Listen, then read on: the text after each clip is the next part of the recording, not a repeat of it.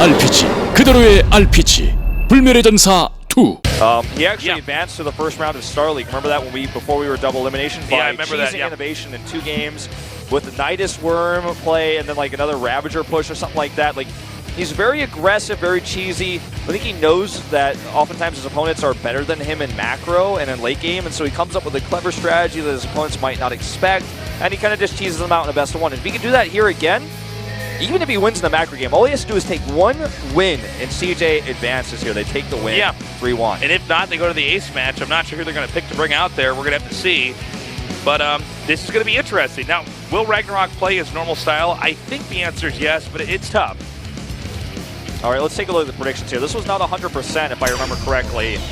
Yeah, actually, nearly 100%. Kanata is going to go for RagnaroK here. He's got some faith in our former TSL player, just like Yun. They come from the same background.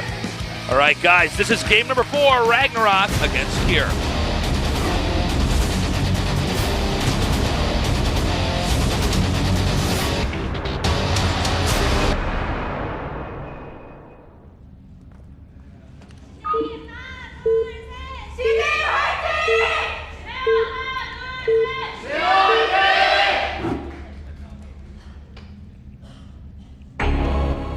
All right, in the bottom right, in the yellow, our Zerg player from CJ, it's RagnaroK. And in the upper left, in the green, Kier. Now, based on the kind of storyline we were already building here, it's great to bring your family down to watch some StarCraft. That's right. Future pro gamer there in the middle. Yeah, that's right. StarCraft 3 pro gamer incoming.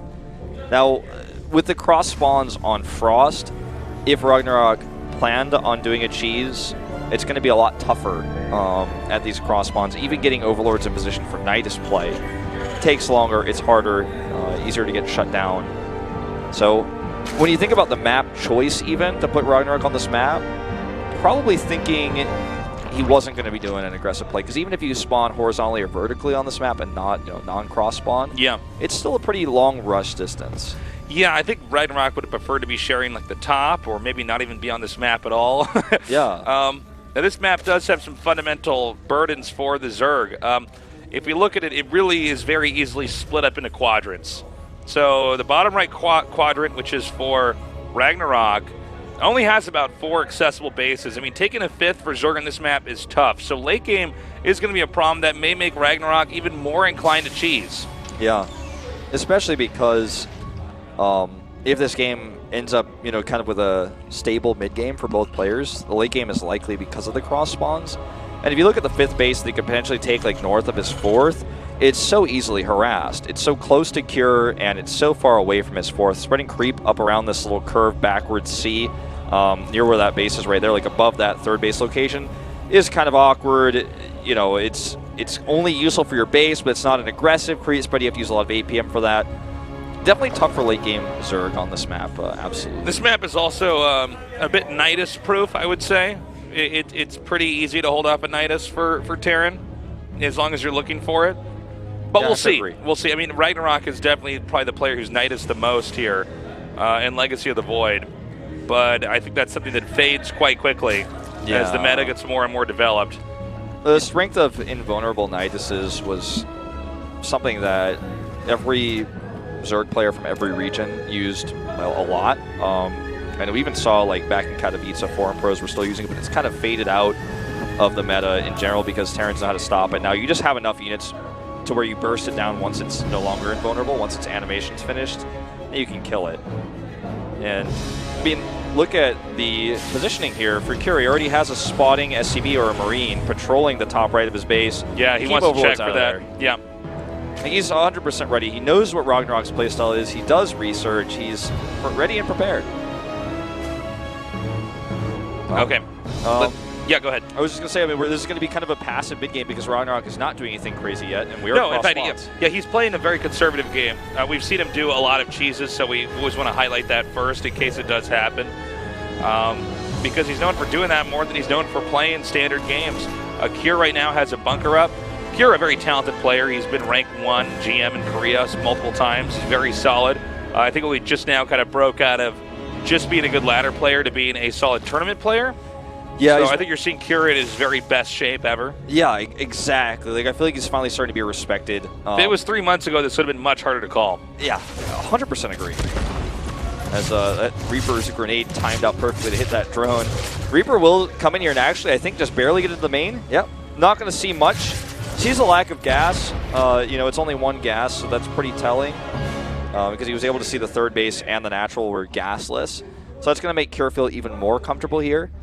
And he's got his first 2 medevacs on the way very quickly, as our observer highlighted multiple times. It was a quick factory for double medevac pressure. So we're going to see some really aggressive drops early on. Poor Ling on the wrong side here as the SCV gets lucky. Going to have to run away or die. All right, looks like he will take out that Zergling. Dead. And Kira's going to be expanding the creep. Now remember, guys, it's late game that Zerg can tend to have a problem on here. They can't expand as easily. 5th base, very difficult to acquire. Kira already moving out right now to do a push. There are a lot of queens, but not a lot of lings, and not a baneling nest. So if he gets in a good spot with these Marines, it's going to be really tough to defend, actually. Stim is not quite done yet, but it will be very soon. Now, no, Zerg has already gotten 1-1. He's going to drop these Marines out and start taking out creep tumors, just trying to push in here as much as he possibly can. He's got a lot of queens, 5 of them, so, you know, if he targets on the medevac, there's no retreat for these Marines, and they also do decently well versus Marines with this many of them, with transfuses, and Kira will have to back off. Without Stim, it's just too tough to commit to a fight. Okay, so he's going to loop around now. Coming over here to the bottom right.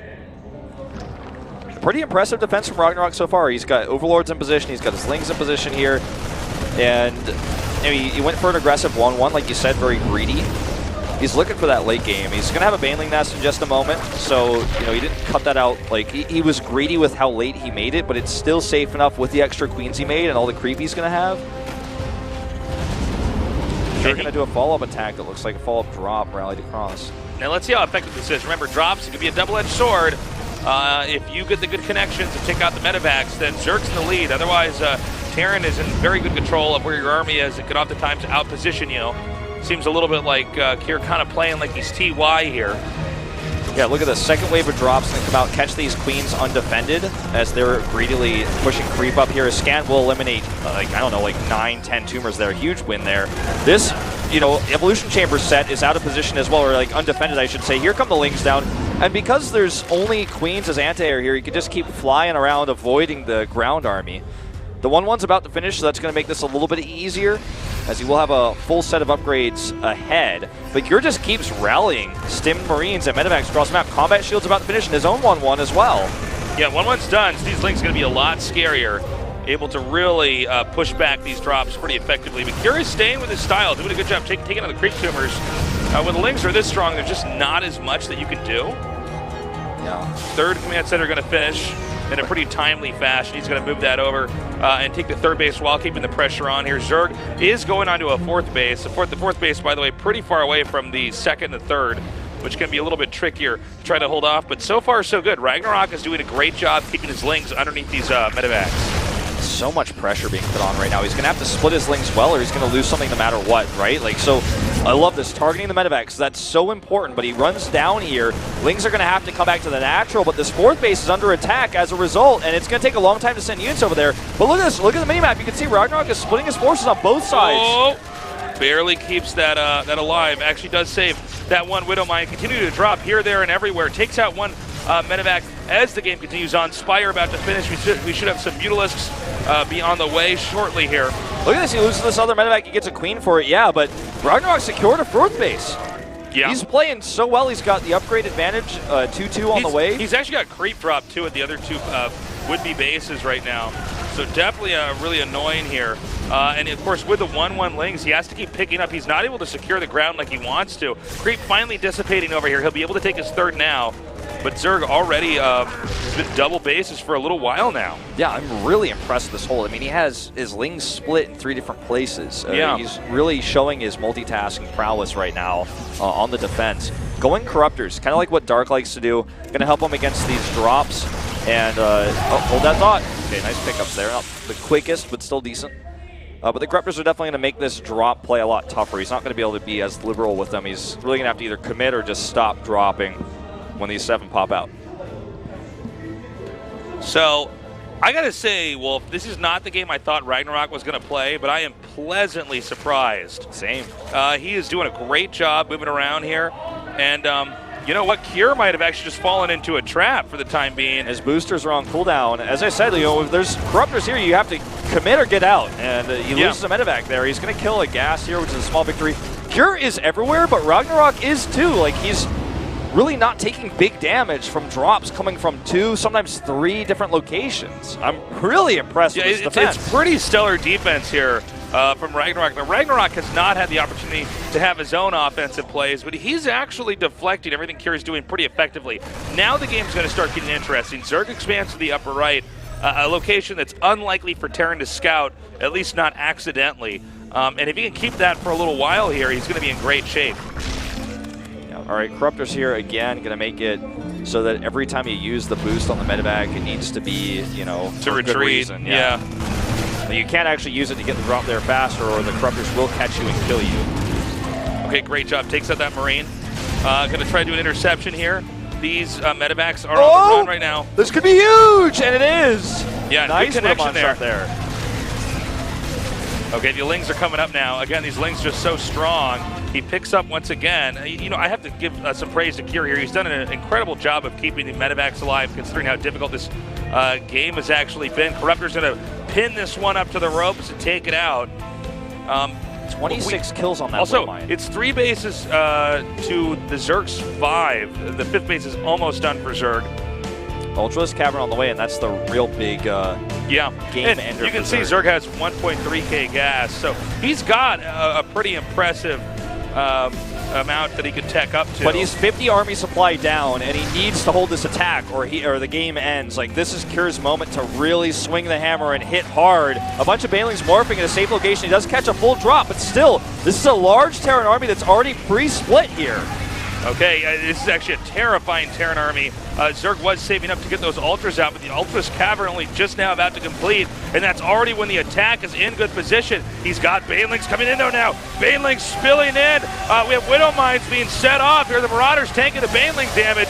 Does Cure have enough? It seems like he does. He just has way too much. There was just too much of a haphazard engage there. No Widow Mines cleared.